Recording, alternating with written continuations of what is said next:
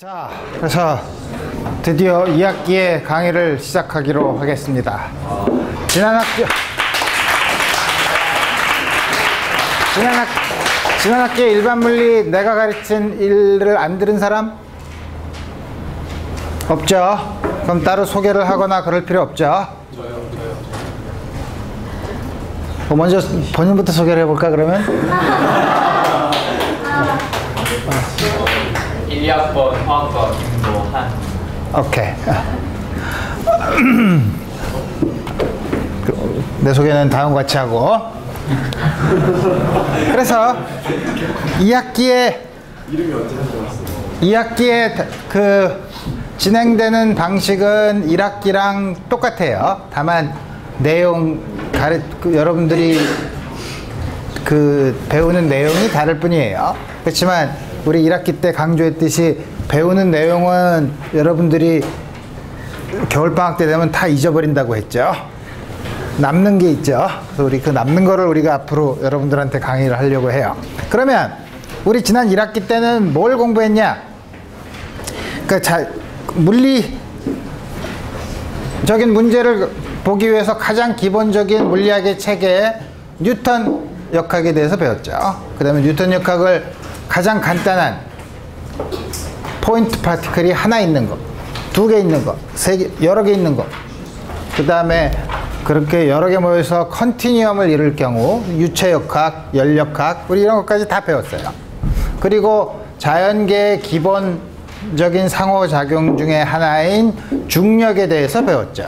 그 중력이 뭐냐면 여러분들이 배운 여러 가지 힘이 있지만 장력, 텐션이나 프릭션이나 이런 여러 가지 힘들이 있지만 그 힘들의 근원을 원자 수준에서 따져보면 우리 자연계의 힘은 우리가 여태까지 관측해 본 바에 의하면 4가지 의 상호작용으로 주어진다고 보는데 그 중에서 여러분들이 1학기에서는 가장 기본적인 상호작용 중에 하나인 중력의 특성에 대해서 간단하게 배웠어요. 그러면 이번 학기에서는 그럼 뭘 배울 거냐? 전기적인 상호작용 혹은 전하가 움직이면 자기적인 현상이 생기니까 우리 그런 걸 두 개 합해서 일렉트로마그네티즘이라고 불러요. 그래서 우리 자연계의 4가지 기본 상호작용 중에 1학기엔 중력, 2학기에는 일렉트로마그네티즘에 대해서 배울 거예요. 언제까지? 학기 내내 배울 거예요. 물론 뒤에 가서는 좀 약간 달라지지만 그러면 나머지 2개의 기본적인 상호작용은 언제 배우는데요? 이 코스에서는 안 배워요.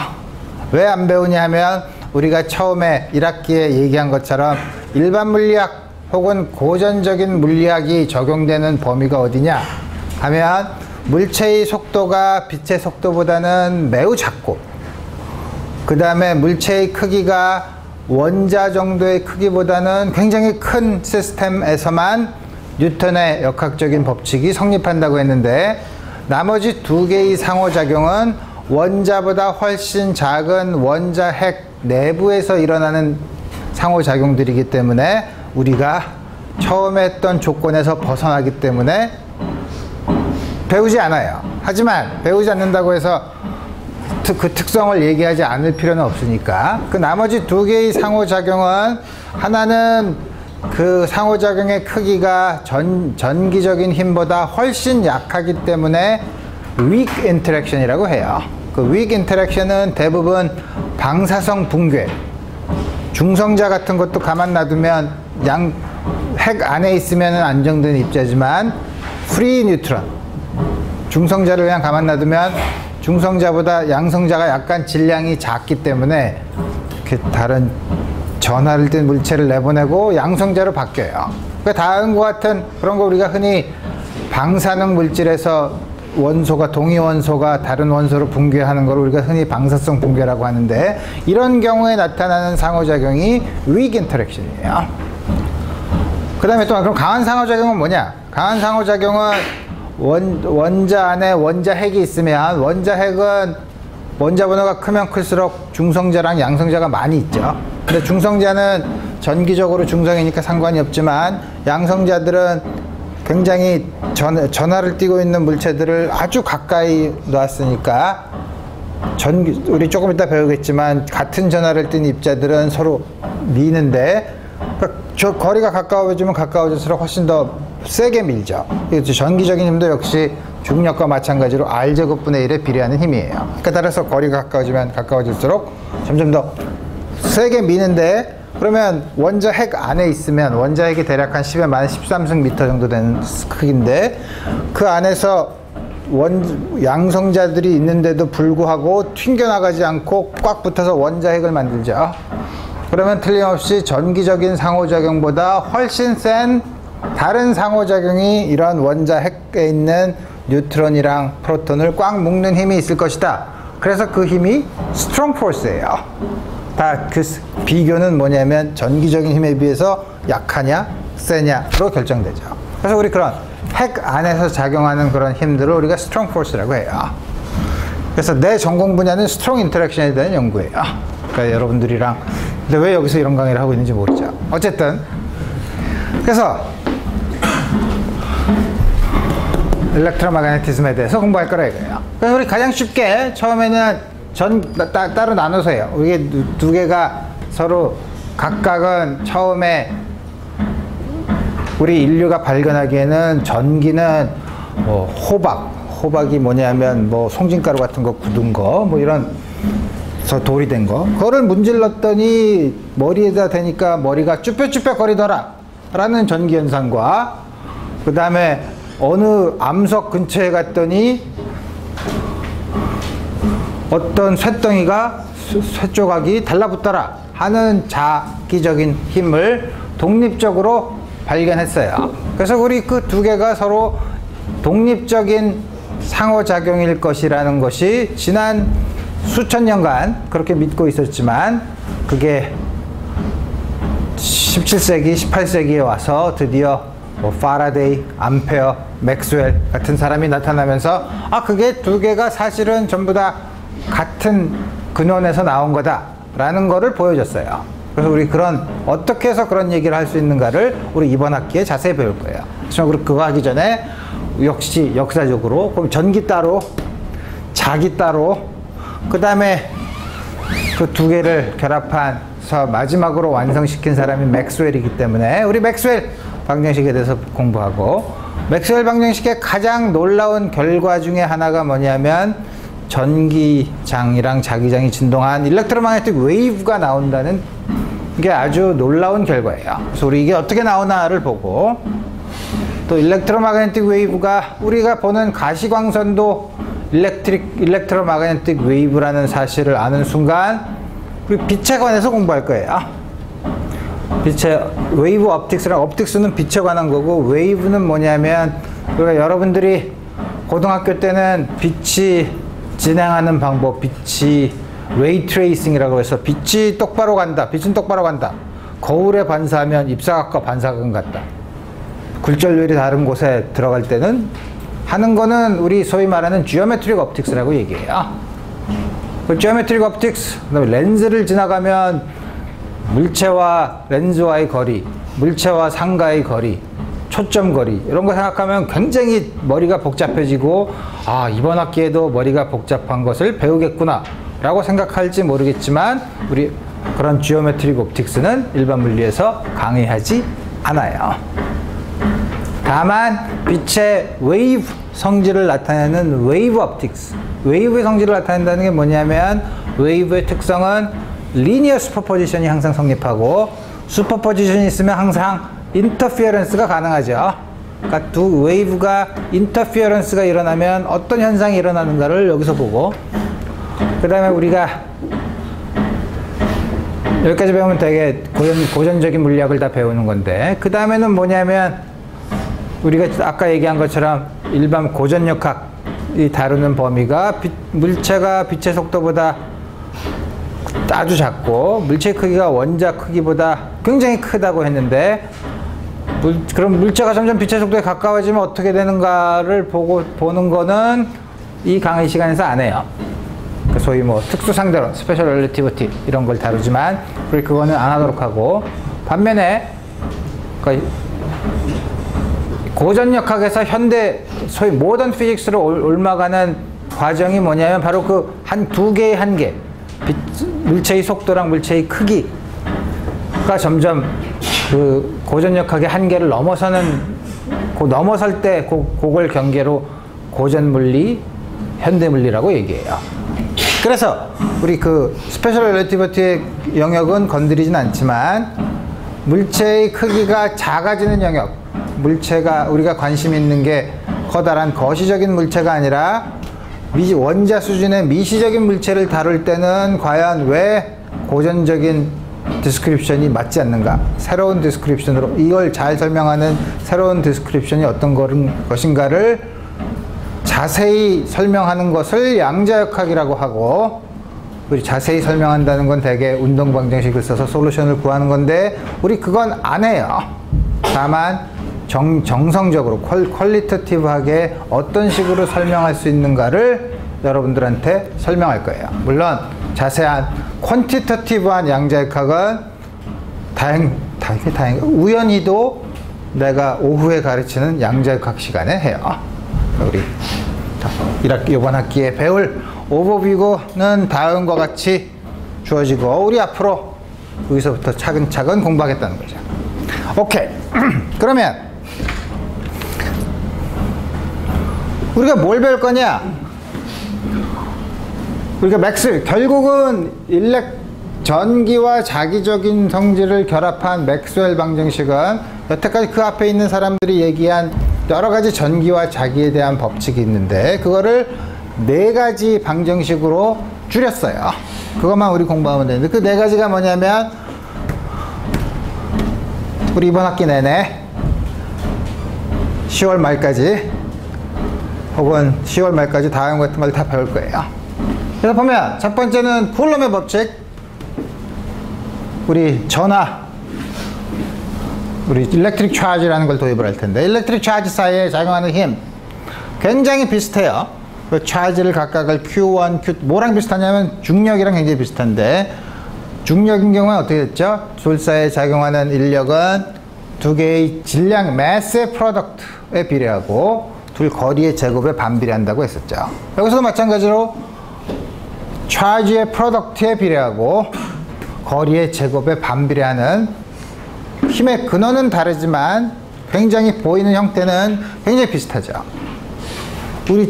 그러면 우리 물론 방학이나 이렇게 되게 몇 번 넣으면 녹이 슬고 모든 걸 다 잊어버리지만 R제곱분의 1의 힘을 가지고 있는 특성은 이걸로 가질 수 있는 우리가 힘을 계산할 때 가장 쉬운 법칙 중에 하나가 쉘 시어렘이에요. 역시 여기서도 쉘 시어렘이 성립해요. 그래서 우리 여러 가지 문제를 재밌게 쉘 시어렘을 이용해서 재밌게 풀 수 있고, 그 다음에 가우스의 법칙, 이거랑 다른 것 같아 보이지만 사실은 같은 일렉트릭 포스에 대한 가우스 법칙은 쿨럼의 법칙이랑 사실 같아요. 약간 형태를 다르게 한 건데 그거는 나중에 도입할 일렉트릭 필드랑 필드 도입할 거예요. 차지들 사이의 관계를 보여주는 건데 물론 자기장, 마그네틱 필드에 대해서도 우리 얘기할 수 있어요. 우리 이 관계는 둘 사이의 관계는 우리가 강의 시간에 자세히 배울 거예요. 그 다음에 뭐냐면 여기까지는 전하를 띈 물체가 정지하고 있는 경우지만 전하를 띈 물체가 움직이는 경우는 소위 파라데이의 인덕션 로, 그 다음에 이거는 뭐냐면 마그네틱 필드가 변하면 일렉트릭 필드가 유도된다는 거고, 또 암페어 맥스웰의 법칙은 일렉트릭 필드가 변하면 마그네틱 필드가 생긴다는 말인데 우리 요거는 지금 얘기하면 굉장히 낯설어 보이니까 우리 요건 있다는 것만 보이고 우리 강의 시간에 자세히 살펴보도록 합시다. 그래서 우리 여기까지 해서 우리 이번 학기에 어떤 걸 배울지에 대한 인트로덕션은 다 했고 바로 그러면 21장으로 들어가야 되죠. 우리의 일반 물리의 전형적인 강의 진행 페이스죠. 이럴 때 되게 약간 휴식을 주기 위해서 질문? 없죠. 오케이. 그래서 제일 처음에 우리 그래비테이션과 같이 우리 전기적인 힘은 그럼 어떻게 나온 거냐? 세상이 어떻게 만들어졌길래 왜 전기적인 힘이 나온 거냐? 수학적으로 가정을 하고 그 가정에 의해서 유도되는 건 아니에요. 우리가 자연계를 보기 때문에 자연계를 잘 보니까 기본적인 힘이 이런 게 있더라라는 걸 관측하게 된 거죠. 그래서 관측한 것 중에 중력, 그 다음에 전기적인 힘이 있는데 전기적인 힘을 설명하기 위해서 일렉트릭 차지라는 걸 정의했어요. 물론 관측해보면 유리막대기 같은 거를 이렇게 막 문질렀다가 놓으면 같은 곳에다 문지르고 하나를 매달아 놓으면 갖다 대면 이렇게 밀더라 이거예요. 근데 어떤 경우는 잡아당기기도 하더라 이거예요. 중력과는 아주 다르죠. 중력은 항상 잡아당기기만 하죠. 왜? 질량은 항상 양수이기 때문이에요. 그러니까 잡아당기거나 밀거나 하면 틀림없이 일렉트릭 차지란 거는 두 가지 종류가 있다는 거예요. 그래서 두 가지 종류가 있는데 두 가지 종류를 어떻게 할까? 두 가지 종류를 1, 2 그럼 헷갈리죠. 동양 사람이 했다면 양 혹은 남녀 뭐 별걸로 다 하겠지만 그러지 말고 우리 플러스 마이너스를 하자 라고 벤자민 프랭클린, 어디서 많이 들어본 사람이죠. 이 사람이 누구더라? 복숭아 나무를 도끼로 친 사람은 아니죠. 무슨 일화로 유명하더라? 아, 번개 맞아 죽으려고 별 미친 짓을 다 한 사람이죠. 그러니까 뭐냐면 벤자민 프랭클린이 그 다음에 또 뭐냐면 독립선언 같은 거 할 때도 굉장히 많이 기여를 했고, 그래서 미국 돈에도 얼굴이 나와 있고 그랬죠. 그러면 그 당시에 유능한 정치가, 출판사, 출판가, 과학자 뭐 이런 것들을 해서 굉장히 사회적으로 소위 말하는 셀레브리티예요. 그래서 그 사람이 우리 그런 걸 정하지 말고 하나를 플러스 하나를 마이너스로 하자고 정했어요. 그랬더니 딴 사람들이 그거 좋네. 그래서 우리 전하의 종류는 두 가지가 있고 하나를 플러스의 전하, 하나를 마이너스의 전하로 정했어요. 그 컨벤션에 의하면 우리 이제 원자의 수준에서 볼 수 있으니까 원자 수준에서 보면 수소 원자의 양성자, 수소 원자 핵인 양성자는 플러스 전하를 띠고 있고 전자는 마이너스 전하를 띠고 있어요. 그래서 우리 플러스 마이너스 두 개로 불렀어요. 그래서 보면 전기적인 힘을 여러 가지를 측정해 봤더니 같은 부호 혹은 같은 종류의 차지들은 서로 밀고 다른 종류의 다른 종류의 차지들은 서로 잡아당기는 성질이 있다는 사실을 알았어요. 그러면 전하가 두 개인 하나, 처음에는 차지가 매스인 경우, 매스도 중력에 대한 차지로 볼 수 있으니까 한 종류만 있다가 양수인 것만, 일렉트릭 차지는 플러스 마이너스가 있네. 그럼 세 개, 네 개, 여러 개 있는 건 있을 수 없나? 있을 수 있어요. 그래서 보면 우리가 다루진 않지만 weak interaction은 일렉트릭 차지는 아니지만 여기서 weak interaction을 기술하는 차지, 여기서는 그래비티에서는 매스가 차지였고 전기에서는 일렉트릭 차지가 차지였고 weak interaction에 해당되는 차지는 세 가지가 있더라 이거예요. strong interaction은 8가지가 있어요. 물론 전부 다 일렉트릭 차지는 아니에요. 그 각각에 해당되는 차지가 있는데, 우리 갈수록 점점 복잡해지긴 하지만 다행스러운 건 이런 복잡한 것들은 여러분들이 공부를 하지 않아도 되는 거죠. 실제로 이런 것들은 대학원에 와서도 특별한 사람들만 배워요. 오케이. 그래서 여기서 나간 electrostatic force라는 거는 말은 복잡하지만 일렉트로라는 거는 일렉트릭 차지를 띠고 있고 static, 정지해 있으면 전하를 띤 물체들이 정지해 있으면 그 사이에 작용하는 힘을, 전기적인 힘을 쿨럼 포스라고 불러요. 쿨럼이 처음에 여기에 대한 연구를 굉장히 많이 했죠. 오케이. 그래서 우리 일렉트릭 차지가 여러 가지가 있네. 그러면 이제 앞으로 쿨럼의 법칙에 대해서 공부하기 전에 자연계에 나타나는 물질의 특성은 여러 가지 특성으로 분류할 수 있어요. 어떤 걸로 볼 수 있냐면, 예를 들면 뭐 물리적인 성질이 예를 들면 밀도가 얼마나 되냐, 이런 걸 볼 수 있죠. 또 반면에 다른 여러 가지 성질을 볼 수 있는데, 그래서 되게 물성을 연구한다, 물체의 성질을 연구한다는 것은 물체의 여러 가지 성질을 연구하는 것 중에 하나가 아주 기본적인 뭐 밀도라든지 뭐 얼마나 잡아당기면 끊어지는지 뭐 이런 걸 살펴보기도 하고, 특히 전기적인 걸 보면 전기적인 특성을 우리 살펴볼 수 있어요. 그래서 우리 나중에 물론 자기적인 특성도 살펴볼 수 있지만, 이 물체를 분류하는 기준 중에 하나가 물체 안에 있는 전하가 얼마나 잘 움직일 수 있는가 하는 걸 보는 거예요. 그래서 보면 우리가 정성적으로 생각해 보면 되게 고체라는 건 그냥 딱딱하게 있는 게 고체가 아니라, 고체라는 거는 물리학에서는 원자 혹은 분자 이온들이 규칙적으로 배열되어 있는 상태를 고체라고 해요. 그럼 규칙적으로 배열되고 있다고 하면 우리가 아는 거는 원자핵들이 규칙적으로 배열되어 있고, 그 주위에 전자들이 이렇게 있죠.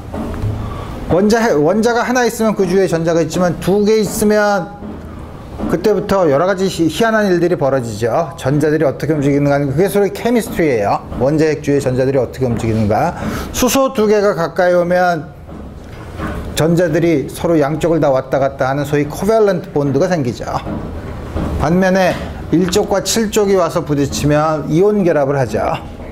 그렇지만 이게 무지 많이 있으면 어떤 형태가 되냐면, 전자들이 한 원자에 대해서 전자들이 여러 개가 있지만 여러 개 중에서 둘 사이가 서로 전하의 부호가 반대니까 잡아당기고 있으니까 가까이 있는 전하들은 주위에 멀리 떨어지지 않을 테고, 쭉쭉 쌓여 나가다 보면 원자핵에서 좀 멀리 떨어져 있는 전자들은 원자핵들의 한 원자핵의 영향을 받지 않고 딴 것도 받고 하면서 이동할 수 있는 전자들도 있을 수 있어요.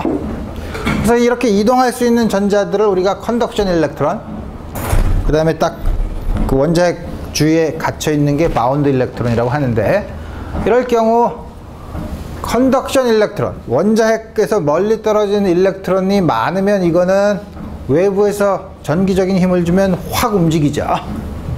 이렇게 확 움직이면 어떻게 되냐면 전류가 잘 흐르는 물체가 돼요. 그래서 우리가 보면 외부에서 전기적인 힘을 걸었을 때, 전기적인 힘을 어떻게 걸죠? 물체가 있으면 한쪽에 플러스 전화, 한쪽에 마이너스 전화를 놓으면 플러스 전화는 이쪽으로 밀릴 테고 마이너스 전화는 반대쪽으로 밀리겠죠. 그래서 전기적인 힘을 줄 수 있어요. 그래서 그럴 경우 조금 아까 말한 것처럼 그 안에 있는 일렉트릭 차지, 전류가 흐르는 건 조금 아까 얘기한 것처럼 사실은 그 안에 있는 전자들이 움직이는 거예요. 그래서 이게 자유롭게 움직이는 경우, 그걸 우리가 컨덕터라고 하죠. 예를 들면 금속, 단언컨대 금속, 메탈, 그 다음에 소금물, 소위 말하는 전해질 용액이죠. 일렉트로라이트. 그 다음에 우리 인체도 이 안에 전해질들이 많이 있기 때문에 역시 전류가 굉장히 잘 흐르죠. 그래서 우리 다음과 같이 주어 있고, 그 다음에 넌 컨덕터, 조금 아까 말한 것처럼 컨덕션 일렉트론이 거의 없는, 그래서 전하를 걸어도 그 전자들이 다들 각각의 원자핵에 꽉 묶여 있어서 잘 안 움직이려고 하는 거, 그게 넌 컨덕터 혹은 인슐레이터, 우리나라 말로는 부도체 혹은 절연체라고 하죠. 그다음에 세미 컨덕터, 이건 세미라는 게 반이라는 거죠. 그래서 컨덕터가 되기도 하고 안 되기도 하는 거예요. 그건 뭐냐면 전자들이 잘 움직이면 잘 안 움직이는 것보다 에너지가 더 커요. 그래서 전자들이 가질 수 있는 에너지가 있어요. 전자들이 가질 수 있는 에너지가 대개 원자핵에 갇혀 있는 거, 그 다음에 자유롭게 움직일 수 있는 거. 근데 양자역학의 결과에 의하면 이 사이에 약간의 갭이 있어요.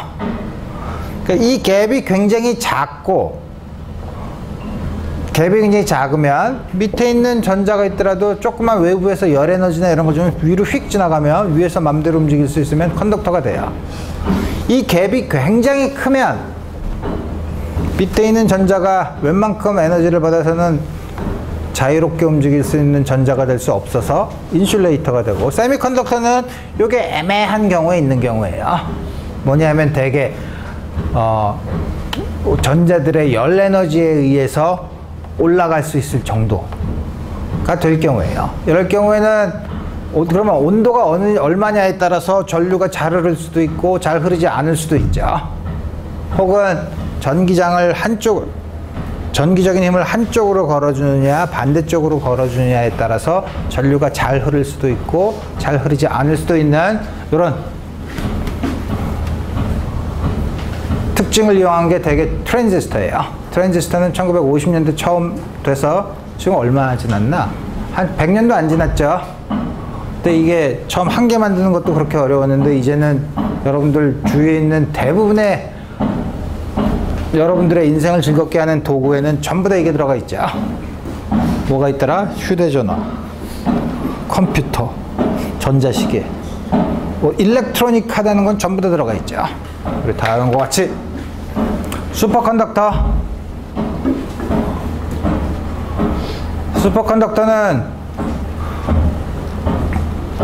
어떤 물체가 대개 흐르면, 전류가 흐르면 대개 저항이 있어요. 항상 저항이 있어요. 저항이 왜 생기냐면 금속 안에서 전자가 이렇게 지나가는데 원자 핵이랑도 충돌하고 다른 전자랑도 막 충돌을 하죠. 그 다음에 이 물체 전체가 열적 평행에 있으니까 열 에너지에 의해서 계속 움직이고 있죠. 진동을 하고 있죠. 이런 걸 사이를 뚫고 지나가야 돼요. 그러니까 마치 끈적끈적한 꿀 속을 이렇게 지나가는 것 같은 그런 효과가 있는데, 그 저항이 있어요. 그러니까 온도가 낮아지면 당연히 열 에너지가 작아지니까 그런 건 적어지지만, 대개 보면 우리가 짐작하기에 온도가 점점 낮아지면 저항이 점점 작아져서 어떤 일정한 값, 왜냐하면 양성자나 그 안에 원자 핵이나 다른 전자랑 충돌하는 거는 피할 수 없으니까 열 에너지는 의한 건 점점 줄일 수 있어도, 그러면 저항은 온도가 낮으면 낮을수록 점점 줄어들다가 온도가 계속 낮아지면 어떤 작지만 일정한 값으로 갈 거라고 생각했는데 실제로 온도를 매우 낮춰보니 그 일정한 값으로 가지만 그 일정한 값이 0이 되더라 이거예요. 그래서 슈퍼컨덕터라고 불러요. 이거는 뭐냐면 사실은 원자가 전체 고체가 열 에너지에 의해서 진동하는 모드랑 전기적인 힘들이 교묘하게 결합해서 만든 현상이에요. 그래서 열 에너지에 의해서 생긴 열 에너지에서 막 진동을 할 때 되게 특별하게 진동을 하려면 아주 순수한 고체면 진동을 해도 그 에너지를 낮추면 쭉 낮출 수 있지만, 그 안에 되게 금속이라고 해도 그 안에 다른 불순물들이 있으면 온도를 낮춰줘도 특별한 진동하는 모드들이 생길 수 있어요. 그래서 보면 아주 잘 이루어진, 아주 전류를, 보통 온도에서 전류를 잘 흐르는 컨덕터는 온도를 낮추면 슈퍼컨덕터가 잘 안 돼요. 오히려 보통 온도에서는 전류를 잘 못 흐르게 하는 메탈, 저항이 좀 큰 메탈이 오히려 온도를 낮추면 슈퍼컨덕터가 훨씬 더 잘 돼요. 우리 그거는 더 얘기하고 싶지만 우리 여기서는 더 이상 얘기하지 않고 다음과 같은 성질이 있다는 것만을 가지고 우리 넘어가도록 합시다. 왜 그림이 안 나오지? 오케이. 그래서 쿨럼의 법칙을 우리 기술해 보면 다음과 같이 물체가 전하를 띈 일렉트릭 차지를 띈 물체가 두 개 있으면 서로 밀거나 잡아당긴다고 했죠. 부호가 같으면 플러스 마이너스일 경우엔 밀고 플러스 마이너스일 때는 서로 잡아당기는데, 그 방향은 두 물체를 있는 선상에서 미는 거는 반대 방향으로 선상으로 다음과 같이 되더라 이거예요. 중력이랑 같은 소위 말하는 레디얼 포스죠. 두 개를 향하는 곳이고, 그 다음에 힘의 크기는 R제곱분의 1에 비례하고 Q1, Q2의 곱에 비례하더라. 쿨럼이 전부 다 실험으로 관측한 사실들이에요. 그래서 합하면 이렇게 쓸 수 있죠. F는 R제곱분의 Q1, Q2에다가 비례한다니까 이걸 등식으로 쓰려면 비례상수 K 이렇게 쓰면 되죠. 힘의 크기만 본 거죠. 방향은 다음과 같이 정했죠. 그래서 이걸 다 쓰면 이제 벡터로 쓰면, 벡터는 R 벡터란 건 여기 말한 것처럼 여기서부터 레디얼한 방향. 그러면 Q1, Q2는 두 개가 부호가 다르면 음수가 되고 같으면 양수가 되겠죠. 양수일 때 서로 미는 걸로, 음수일 때 서로 잡아당기는 거죠. R제곱분의 1. 앞에 있는 K를 4파이 엡실론 0분의 1이라는 귀찮은 상수를 써요. 중력일 때는 저걸 그냥 뉴턴의 컨스탄트 G라고 썼죠. 여기서는 뭔가 신비하게 보이려고가 아니고 4파도 쓴 4파이 엡실론 0분의 1로 써요. 왜? 쿨럼의 법칙은 여러분들이 복잡해서 잘 안 써요, 나중에. 요거보다 좀 더 간단한 가우스 법칙을 쓸 때 가우스 법칙이 예쁘게 보이려고 일부러 쿨럼 법칙은 상수를 이렇게 복잡하게 썼어요. 복잡하게 써도 상관없죠. 앞에 붙어 있는 K에 해당되는 4파이 엡실론 0분의 1은 이 크기를 전부 다 측정해 봤더니 8.99, 대략 9 곱하기 10의 9승. 요건 우리 볼 수 있죠. 뭐냐면 여기 뉴턴, 올라가면 제곱미터. 일렉트릭 차지의 단위를 아직 안 정했네. 쿨럼이라고 하는데 원래 그 대문자 C로 썼어요. 쿨럼의 제곱. 다음과 같이 쓸 수 있고. 여기 나오는 엡실론 0는 뭐냐? 엡실론 0는 당연히 요걸 여기로 넘기면 요거 9 곱하기 10의 9승 곱하기 4파의 역수인 거죠. 그걸 우리가 permittivity constant, 진공의 permittivity constant, 우리나라 말로 유전상수라고 해요. permittivity constant는 계산해보면 8.85 곱하기 10의 마이너스 12승, 요게 대략 10의 마이너스 10승 정도 되고, 요게 대략 4파이가 대략 10 정도 되니까 10의 마이너스 11승 정도 되니까 요게 대략 반올림하면 10이니까 대략 한 10의 마이너스 11승 정도 되죠. 우리 계산을 하면 될 수 있고. 그러면 새로 도입한 일렉트릭 차지 Q는 단위를 쿨럼으로 정해야 하는데, 우리 쿨럼을 어떻게 정의하냐? 이 전하를 측정하기가 훨씬, 전하보다는 전하가 도선에 흐르는 전류를 측정하기가 훨씬 쉬워요. 그래서 우리 이렇게 어떻게 하냐? SI 단위계에서는 어떻게 하냐? 도선을 통해서 전류계를 딱 쟀을 때 1A 전류가 1초 동안에 흐른 전하의 양을 1쿨럼이라고 얘기해요. 그러니까 말이, 그럼 전류는 또 도대체 뭐예요? 1A는 도대체 어떻게 정의하냐? 우리 이런 거 굉장히 복잡하죠. 그렇지만 우리 전류는, 그래서 요 전류는 어떻게 정의하냐면, 내가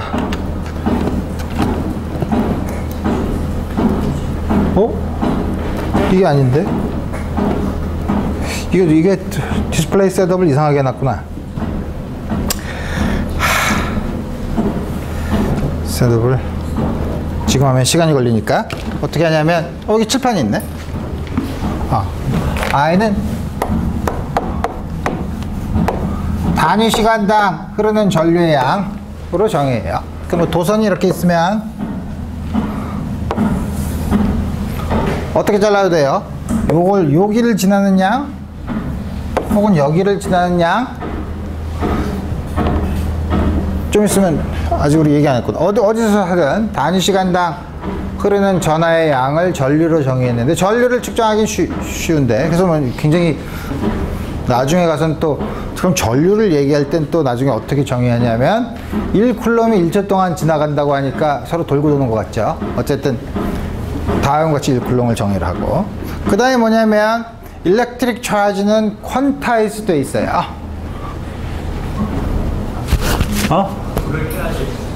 여기가 칠판을 불을 켜면 화면이 안 보일 테. 화면이 안 보이면 근데 지금 켤 필요 없잖아. 내가 무슨 얘기를 하려고 했더라? 그럼 앞으로 칠판에 쓸 때 불을 켤게요. 내가 무슨 얘기, 퀀타이즈 돼 있다는 게 무슨 말이냐 하면, 우리 앞에서 얘기했었죠. 했었나? 안 했나? 양지역학이랑 헷갈리나? 퀀타이즈 돼 있단 말은 어떤 양이 최소값이 존재한다는 거예요. 어떤 양이 가질 수 있는, 물론 0이 아닌 최소값이에요. 0이 아닌 최소값을 가지고 있으면 어떻게 되죠? 어떤 양이 있으면 그 물리량은 최소값의 정수배로만 있을 수 있죠. 그죠? 여러분들 우리나라에서 생각하는 돈을 생각할 수 있어요. 우리나라 돈의 가장 작은 단위는 1원인가? 0.1원도 있잖아. 0.01원도 있잖아. 가 아니고 실제 여러분들이 들고 다니는 돈 화폐 중에 가장 작은 단위가 뭐죠? 10원이에요. 그러니까 여러분들이 은행이나 인터넷 거래를 하면 뭐 11원, 10전 이렇게 하지만 실제 여러분들이 음료수를 사 먹거나 커피를 마시거나 이럴 때 나오는 돈은 항상 10원의 정수배로 이루어져 있죠. 왜냐하면 11원이 나오면 지불할 방법이 없어서 그래요. 그죠?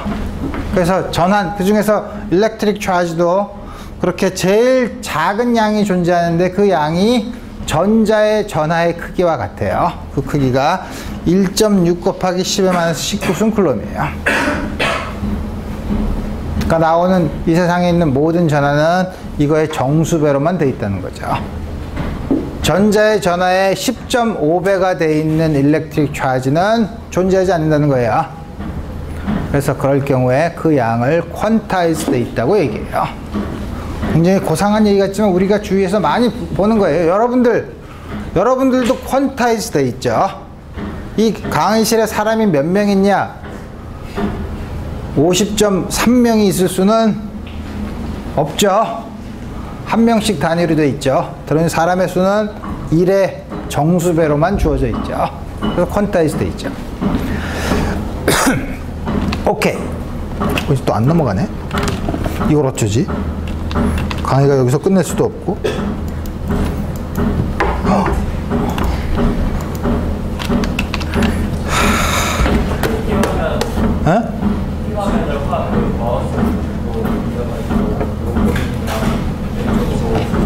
에? 다시? 이게 이쪽으로 이렇게 움직일 수 있는 거야? 이게 디스플레이를 두 개를 독립적으로 움직이게 만들어 놨나? 아니면 말을 안 듣네. 나중에 와서 두 개를 동시에 하는 걸로 어떻게 하라고요?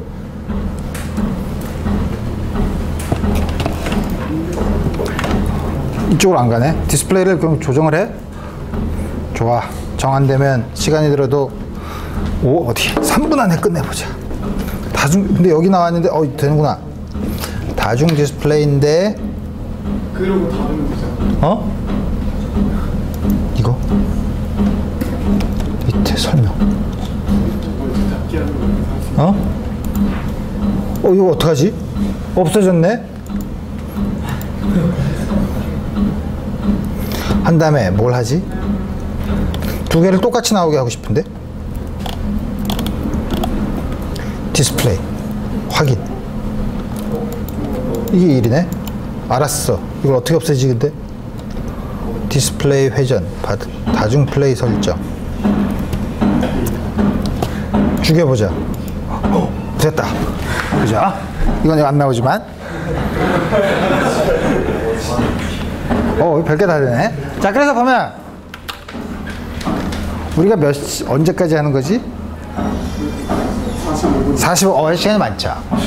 그럼 디스플레이를 좀 더 그냥 해봅시다.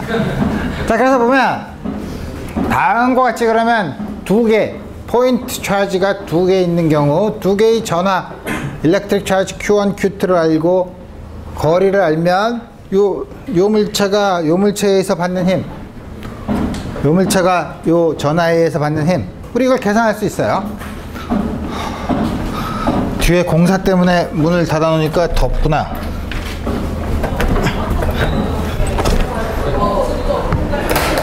이거라도 열어놓자. 에어컨도 안 들어오지. 오케이. 그래서 두 개 있을 땐 그런데, 그럼 여러 개 있을 때는 어떻게 되냐 이거예요. 다음과 같이 요게 전하가 Q이고 여기 Q1, Q2, Q3에 전하가 있으면 요 물체에 작용하는 전기적인 힘은 리니어 슈퍼포지션이 가능하다는 거죠. 리니어 슈퍼포지션이라는 게 뭐냐?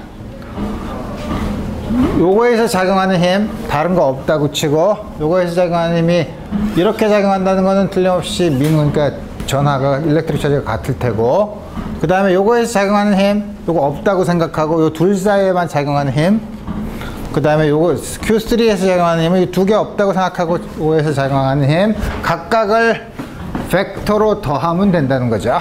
소위 Principle of Superposition에 해당되는 거예요. 그 다음에 마찬가지로 연속적으로 분포되어 있는 경우에는 딴 때는 모르지만 스페리컬 시미트리가 있는 경우, 다시 말하면 전하의 분포가 어느 중심에서부터 거리 아래만 의존할 경우에는 쉘 티어렘을 쓸 수 있다 이거예요. 그 다음에 또 하나 특징은 전하는 일렉트릭 차지는 보존돼요. 가다가 갑자기 생기거나 갑자기 없어지지 않아요. 그래서 보면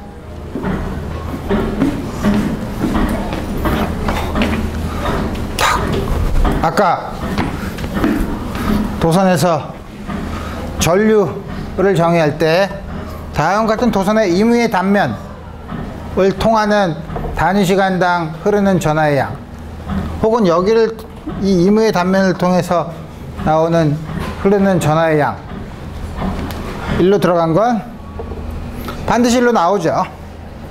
중간에 빠지거나 새로 들어오는 거 없죠. 혹은 이 안에서 새로 생겨나거나 새로 없어지는 것도 없죠. 그래서 뭐냐면 도선에서 단위 시간당 흐르는 전하의 양은 도선의 면을 어떻게 잡는데요? 어떻게 잡아도 상관없어요. 그죠? 어떻게 잡아도 단위 이 안에, 그 다음에 또 이 안에 이게 전하를 띌 수 없으니까 들어온 전하는 반드시 끌어 나가요. 그 들어온 어디서든지 전류의 양은 똑같이 측정할 수 있다 이거예요. 그래서 뭐냐면 이거는 거시적인 것뿐만 아니라 미시적인 경우에도 항상 반응해서 전하 일렉트릭 차지가 보존된다 이거예요. 조금 아까 말한 이건 뭐냐면 N이 뉴트론이에요.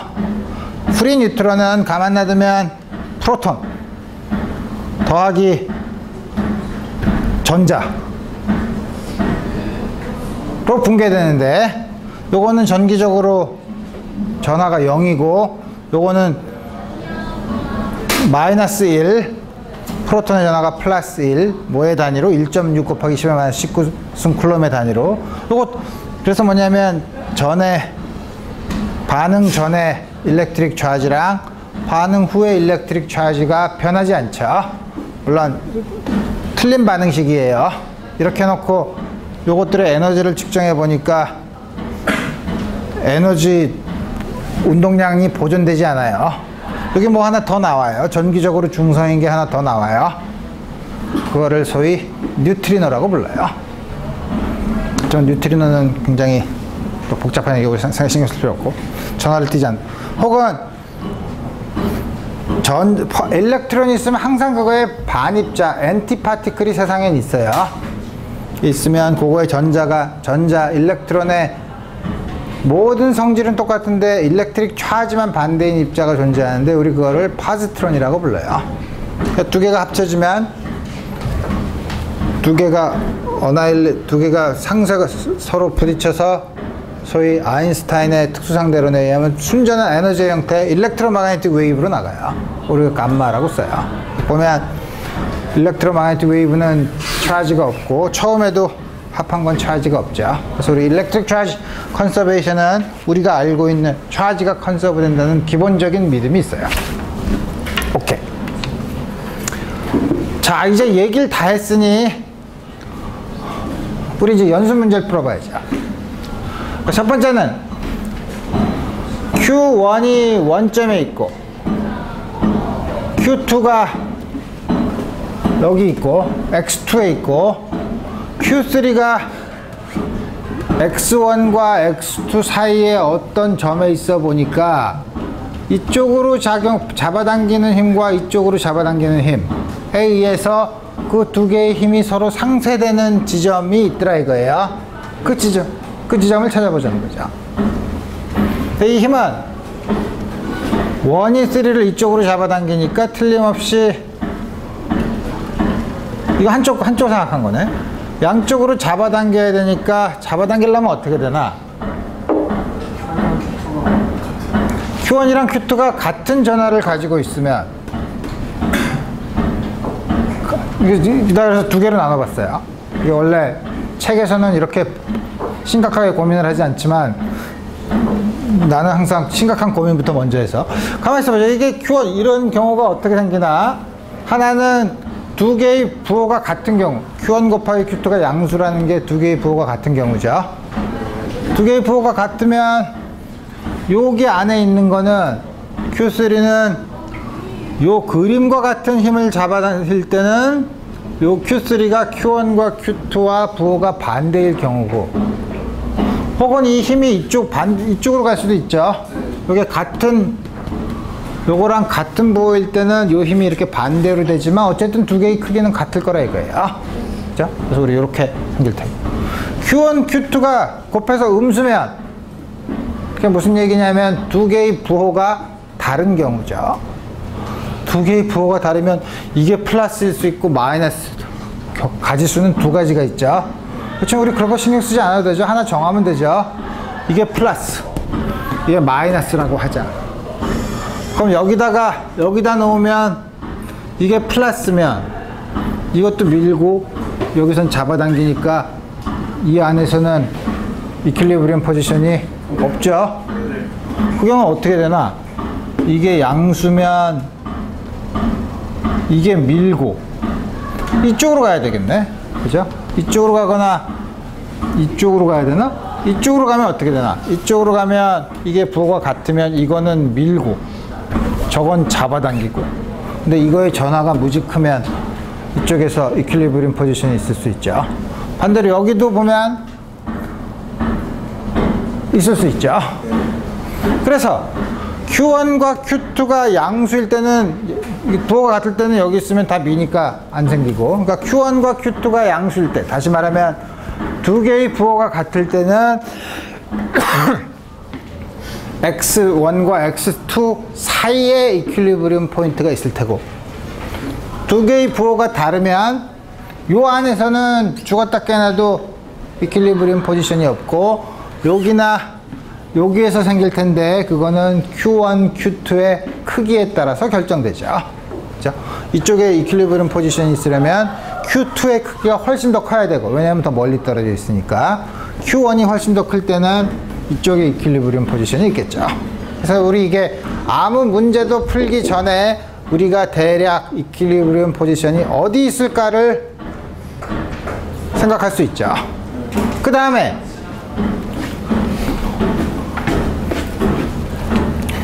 이게 왜 여기도 왔네.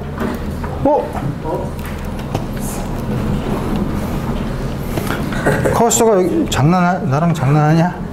포인트 옵션, 펜, 테스트. 아, 이게 또 이만큼 떨어져 있네. 못 쓰겠네.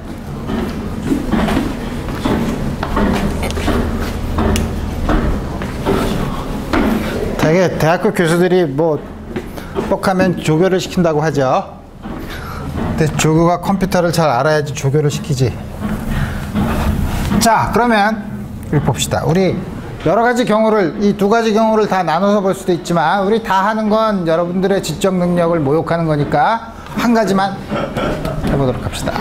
요거인 경우, 같은 경우나 Q3가 Q1, Q2랑 부호가 같은 경우나 다른 경우나 상관할 필요 없어요.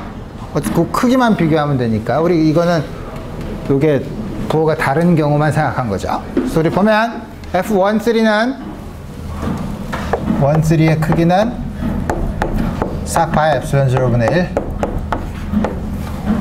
어떻게 되는 거야? X3 제곱분의 3 Q2, 3 제곱분의 Q1, Q3.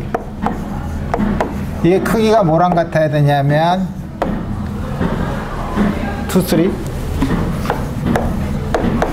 4파 엡실론 0분의 1 Q2, Q3 X2, X3의 제곱. 이거 풀면 되죠. 이거 어떻게 푸나? Q3는 똑같네. 4파 엡실론 0 똑같죠. 그러니까 X2 마이너스 X3의 제곱의 Q3는 아니지, Q1인가? Q1은 Q2 X3의 제곱. 양변에 스퀘어 루트를 취하면 우리 X2가 X3보다 큰 거 아니까 스퀘어 루트 Q1 X2 마이너스 X3는 스퀘어 루트 Q2 X3. 네, 이렇게 막 하지만 내려올 때 꼭 부호를 확인을 해야 되죠. 그럼 됐네. X3 스퀘어 루트 Q1 더하기 스퀘어 루트 Q2는 스퀘어 루트 Q1 X2. 그래서 X3는 스퀘어 루트 Q1 스퀘어 루트 Q2분의 스퀘어 루트 Q1 X2. 다음과 같이 주어지죠. 질량 중심 센터 오브 매스 구하는 거랑 비슷한 형태로 주어지지만 앞에 있는 팩터가 좀 다르죠. 우리 다음과 같이 썼을 때 Q1, Q2가 음수일 때는 이 정도 갈라서 생각하는 건 여러분들이 다 해볼 수 있을 테니까. 자, 두 번째 문제. 물론 조금 아까 되어 있는 우리 하기 전에 앞에 있는 이 이퀄리브리움은 스테이블 이퀄리브리움일까 언스테이블 이퀄리브리움일까? 여기서 조금 이렇게 더 가면 그 생각해 보면 되죠. 다 이런 상황에서 조금만 이렇게 가면 이쪽으로 작용하는 힘은 줄어들고, 그죠? 길이가 멀어졌으니까. 이쪽으로 가는 힘은, 거리는 작아졌으니까 이쪽으로 가는 힘은 더 커지죠. 그럼 어떻게 되죠? 그럼 이쪽으로 쑥 가버리죠. 여기서 조금 이쪽으로 가면 이쪽으로 잡아당기는 힘은 더 커지고 이쪽으로 잡아당기는 힘은 좀 작아지죠. 거리가 멀어졌으니까. 그럼 점점 빨리 이쪽으로 가죠. 그러니까 이 포인트는 unstable equilibrium 포인트예요. 그죠?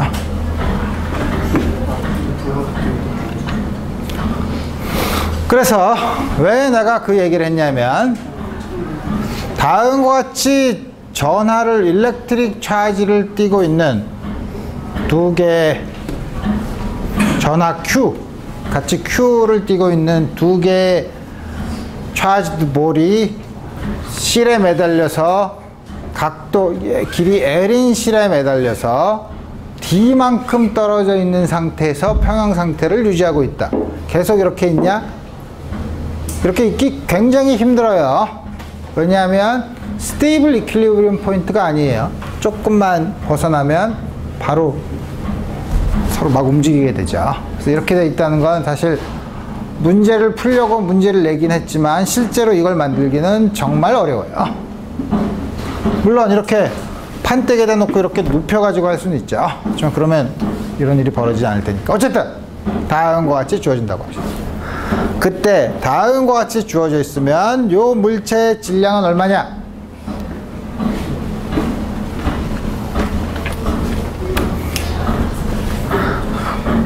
계산을 해봐야죠. 아, 이게 펜이 쓰여지면 좋을 텐데 여기다 이런 불상사가 있구나. 항상 강의 첫 시간에 이렇죠. 다음 시간엔 누구한테 얘기해야 되나? 조교한테 얘기하면 되지.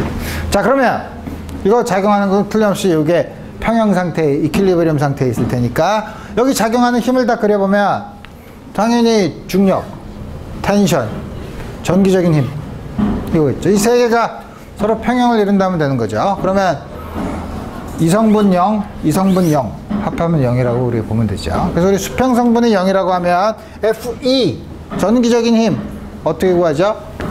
4파이 엡실론 0분의 1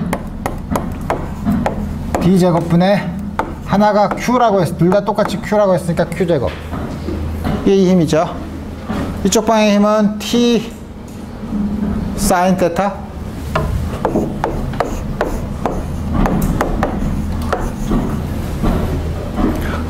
수직 방향의 힘은 mg는 t 코사인 테타. 우리 물론 t도 구할 수 있어요. 그래서 우리가 관심 있는 건 질량이 얼마냐고 물어봤죠. 필요 없는 것까지 구하면 잘했어 라고 하지만 우리가 되게 이렇게 날씨도 덥고 이러면 필요 없는 것까지 구하는 건 귀찮은 일이죠. 그래서 이렇게 없애려는 하는 t를 구하지 않고 할 수 있는 가장 간단한 부분 이 식으로 나눠주면 되죠.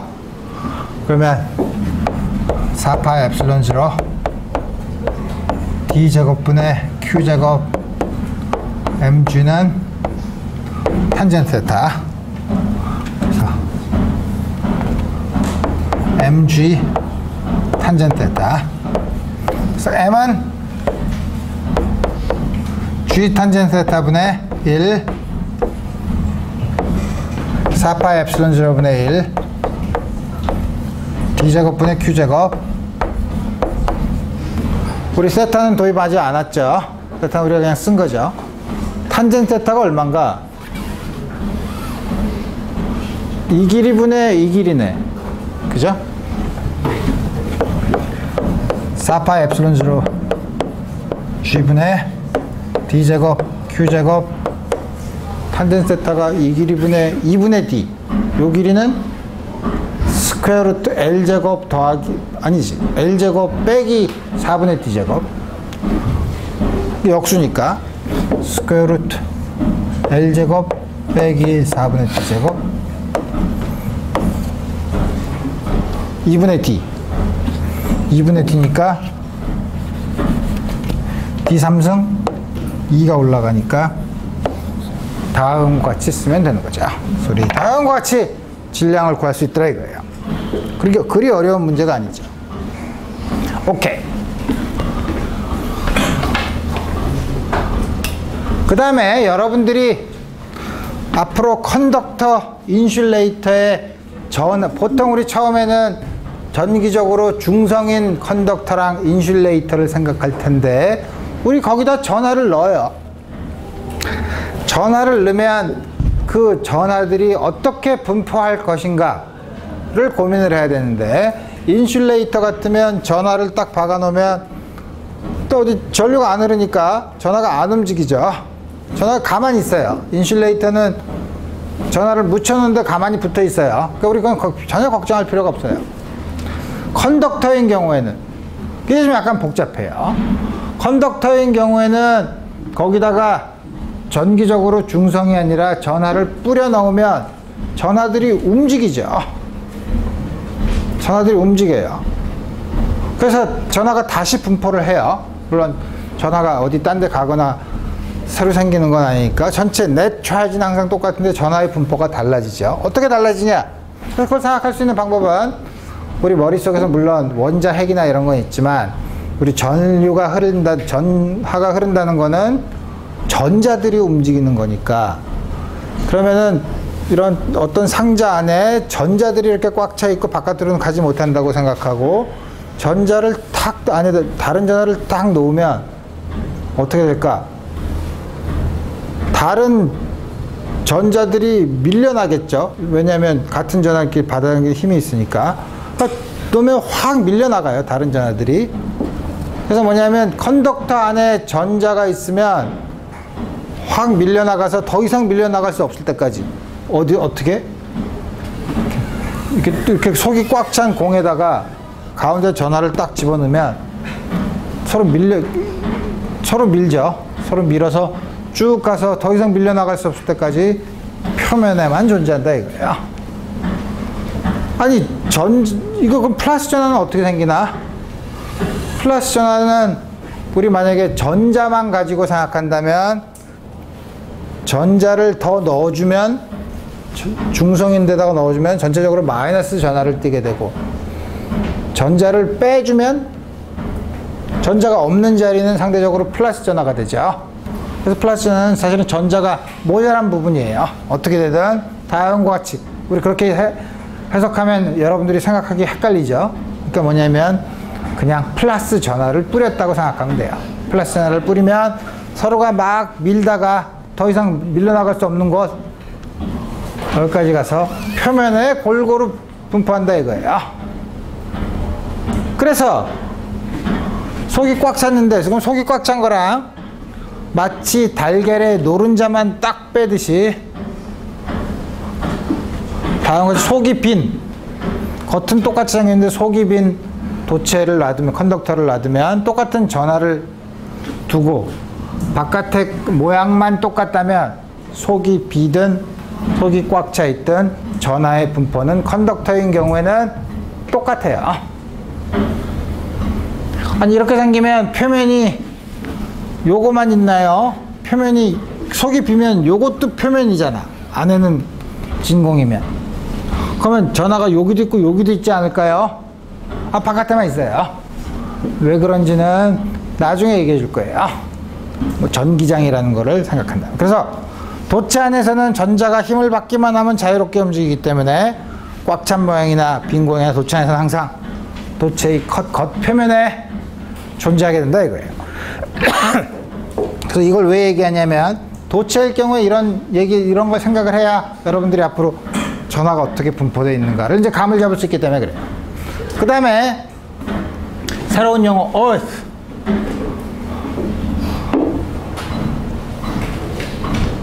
하면 들어오는 여러 가지 물론 지구를 나타내요. 근데 지구는 우리가 지구 표면에서 살고 있는 사람들이 하는 웬만한 실험을 해서 만드는 전하들이 꽤 있긴 하지만 지구 전체는 중성이에요. 정기적으로 중성이에요.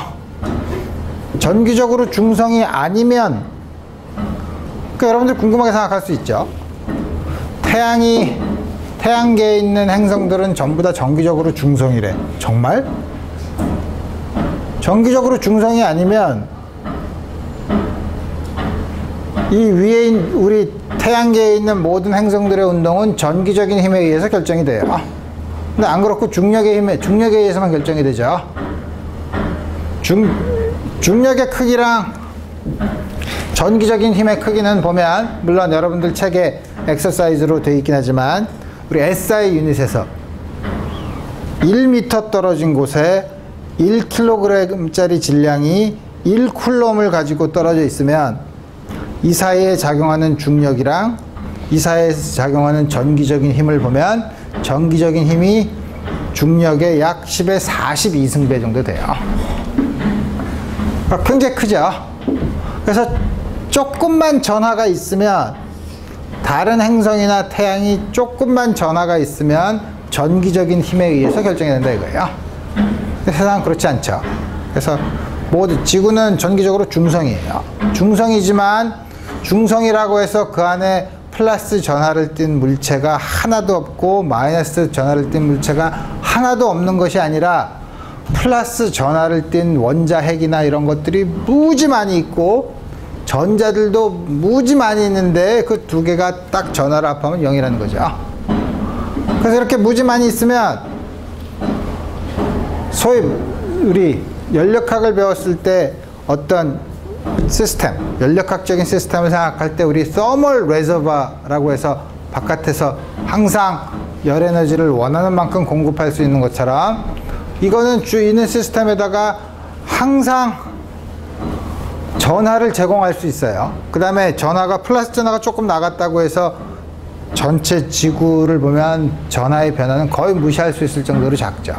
그래서 뭐냐면 어스라는 건 뭐냐면 대개 전하를 띤 물체를 지구에다가 딱 붙이지 못하게 어스를 다음과 같이 표현을 하는데 여기 있는 전하가 전부 다 내려가요. 사실은 나중에 일렉트릭 포텐셜을 배우면 일렉트릭 포텐셜이 두 개가 같아지기 때문에 그러는데 그렇게 되면 여기 있는 결국 효과는 여기 있는 전하가 플러스 전하든 마이너스 전하든 전부 다 빠져나간다는 거예요. 그게 얼스의 효과예요. 그래서